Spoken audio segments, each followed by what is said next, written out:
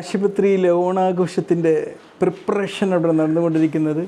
രാത്രി 12 മണി.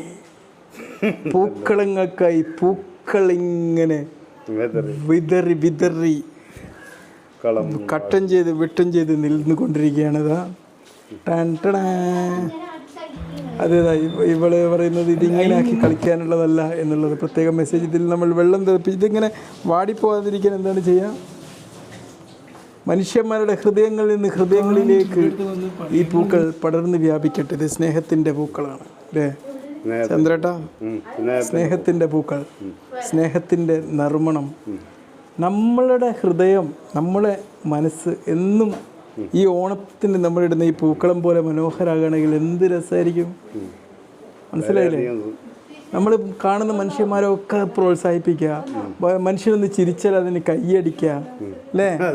അതൊക്കെ രസമല്ലേ ചന്ദ്രേട്ടാ? ചിരിക്കുന്നവർക്ക് ആയുസ് കൂടുതലാണെന്നാണ് പറയുന്നത്. മനസ്സിലായില്ലേ? ഇതൊരു ആഘോഷ ദിവസങ്ങളിൽ മാത്രം നമ്മൾ കോർത്ത് സൂക്ഷിക്കേണ്ട ഒന്നല്ല.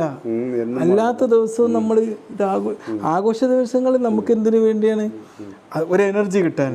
എന്നിട്ട് ജീവിതകാലം മുഴുവൻ അത് കാത്തു സൂക്ഷിക്കണം. ഓക്കെ, ഈ ഓണാഘോഷം അതിനുള്ളൊരു തുടക്കമാവട്ടെ എന്ന് ഞങ്ങൾ ആശംസിക്കുകയാണ്. എല്ലാവർക്കും 1000 ഓണാശംസകൾ.